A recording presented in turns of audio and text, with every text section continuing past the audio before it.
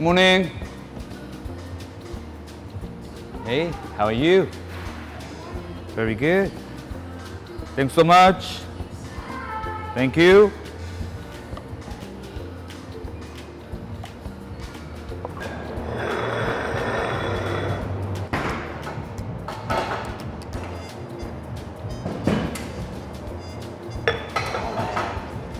Cinnamon? Is that cinnamon?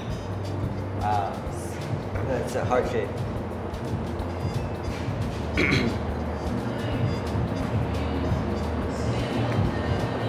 Thank you. It's really good. So what do you think? Just tasting it, what's the difference between? It tastes more pure. You know, it tastes like I don't know. It tastes different than any other coffee though. Like it doesn't. Yeah, it tastes more pure, and also the cinnamon with it. It really adds to it. Like I never had cinnamon with coffee before, but I'm just used to like regular coffee. You wake up, you grab it, but this is a different kind of coffee you grab. Hey, my name is Sun. This is my nickname. My actual name is Sun Kak-Cook. I'm from South Korea, and I've been doing coffee for the last 5 or 6 years. And before that, I was a software engineer for about 10 years. And then I was running franchise restaurant for about 8 years. And doing the franchise, I wasn't sure if I liked the corporate culture of it, but I did love doing something of my own. So I wanted to find something that I would enjoy doing it. And I thought coffee was it. So once I found out that I wanted to do coffee for the rest of my life, since I decided to do it, I wanted to be good at it. So I dropped everything I was doing, and then I started working at different coffee shops. First coffee shop that I was working at was Starbucks. I mean, there I learned a lot. And then I found few specialty coffee shops.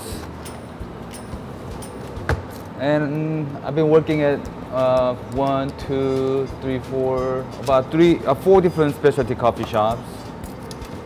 And then I learned like how to make specialty coffees and menus and definition of it and all the good stuff. But in order to be good at it, I had to get some more educations.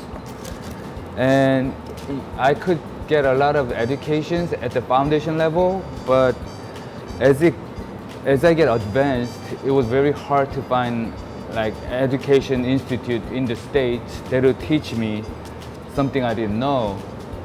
And then I realized that the coffee trend in Korea was really fast.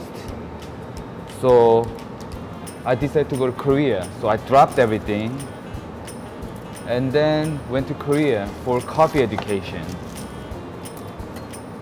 And I've been collecting all the diplomas and certificates and so on. Some of them was really hard, and then I couldn't stay there anymore. So I stayed in Korea for a few months, came back, and then went there, take the test, fail, and come back, and then pay again a lot of money for like, for example, airfare alone was like close to $2,000. Go back, and then eventually I collected all the education that I wanted to get, like such as how to roast, how to teach people. Like I knew how to do it, but I just didn't know the definition of it. And then the getting the education actually fill up all the blanks that I wanted to learn. So if you look at the word, those are all the education that I got from all different institutes. Some of them is Q grader, some of them is the SCA, which stands for Specialty Coffee Association, and some of them are like AST, which makes me authorized trainer for Specialty Coffee Association. And then once that was done, I wanted to learn like a way to make me more unique. So I've been looking for like a person who has a big foot mark in coffee industry, and And then I was lucky enough to find few, and then I went to their shop and I asked them to teach me like how to roast, like, and then asked them to teach me like different experiences and educations, and I was lucky enough to get those. So here I am.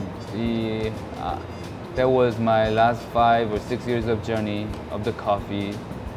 And then I thought I was ready, so I started building my coffee shop right here in Midtown. My theme was I wanted to have a roastery that differentiate me from other coffee shops.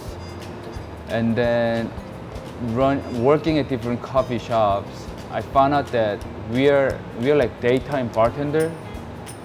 So people love engaging with us. They love talking to us. They love us asking them how they were. So I wanted to come up with the coffee shop that is very bar centered. And there wasn't many coffee shops that has a bar in Houston.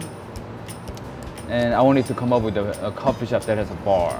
So I put a bar here with the 9 stools.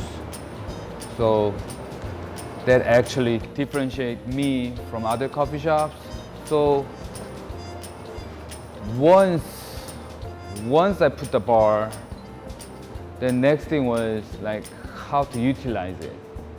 Like when you go to other coffee shop, they just zone out. They come, they work. They come, they read. That's about it. But me working in the coffee industry for like last 5 or 6 years, I got to know a lot of like people.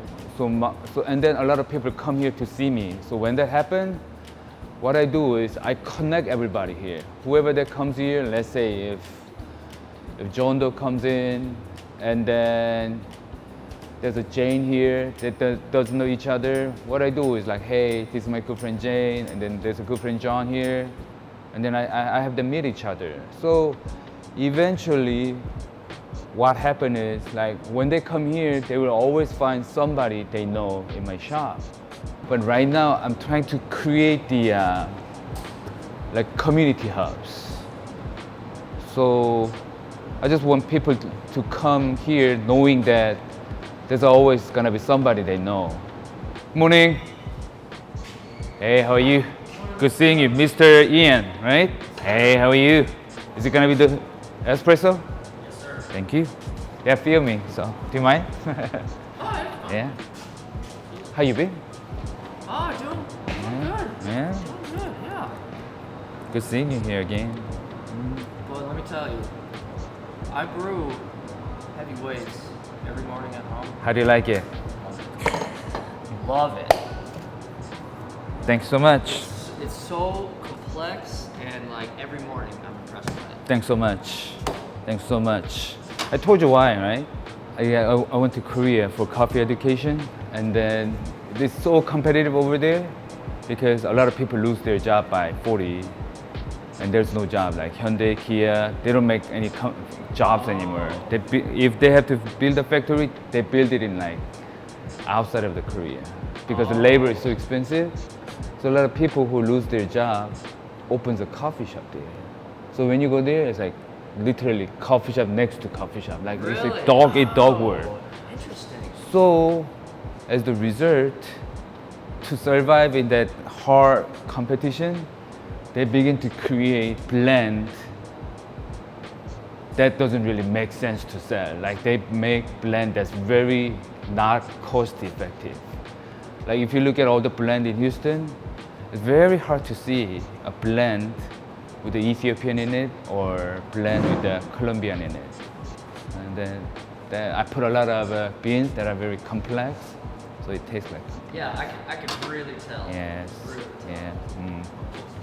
I really appreciate you coming back.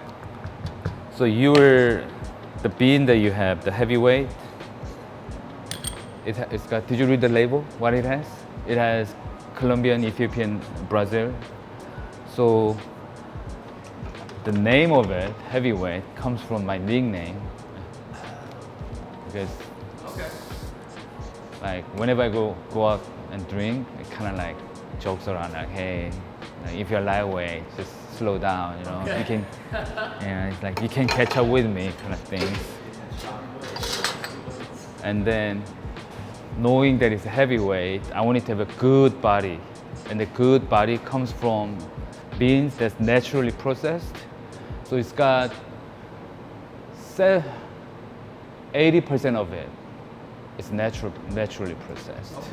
So that's why it has a really good body. And then it's got like beans that are really complex rather than just affordable beans. So what is this that you're serving?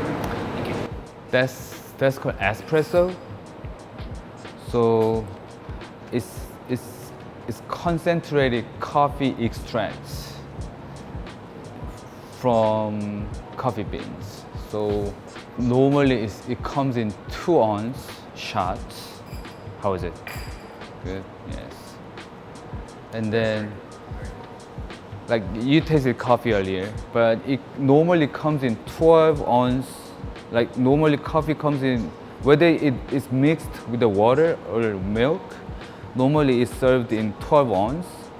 And it tastes good too, but in order to taste the strength of it, like by drinking it, like since I'm creating like such a strong concentrated coffee, and then I pour that into a little 2-ounce shot of the 2-ounce size of the glasses, you can actually taste the complexity of the coffee in one shot.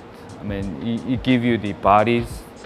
When coffee was created that way, it gives you a good body of it, as well as the very concentrated flavor of it as well. So a lot of people enjoy it.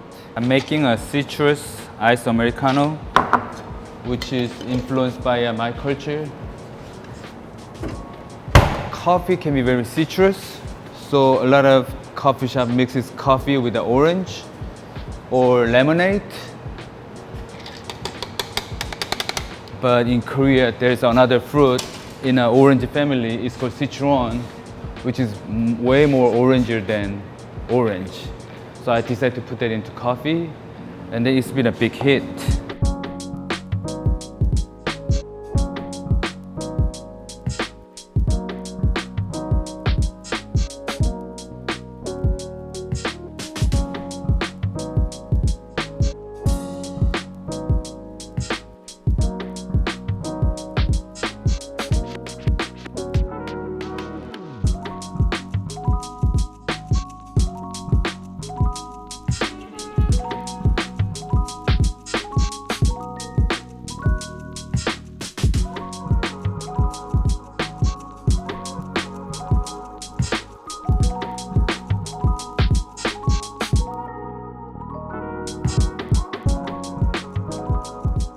So since this is iced coffee, as time goes by, ice gets melt and then it dilutes the coffee. So I put the frozen ice cube made by cold brew. So even though ice is melted, the coffee the coffee that's being melted from the ice cube is gonna still make the coffee taste very good.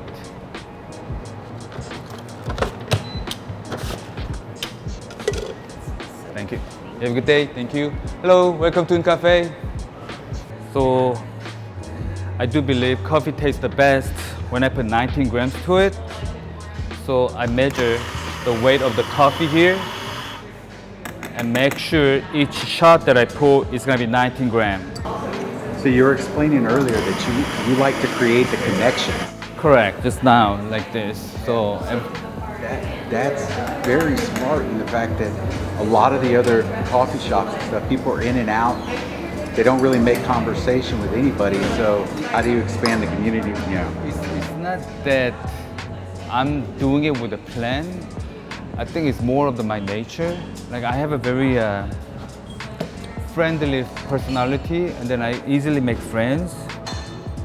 So I just want to use my nature and connect people here. So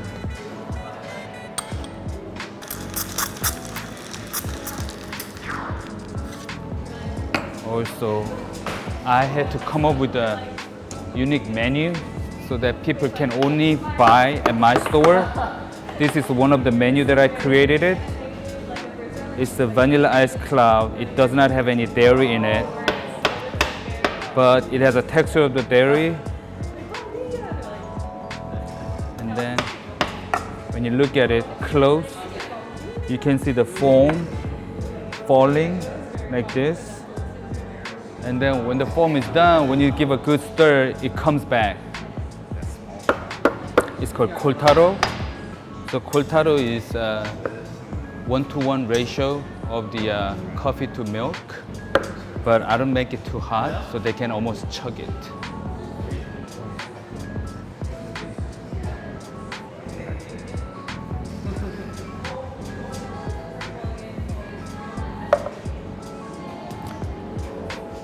Mr. Michel, thank you so much.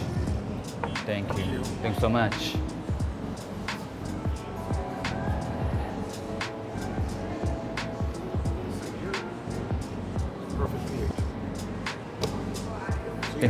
Thanks so much. See you tomorrow. Thanks so much.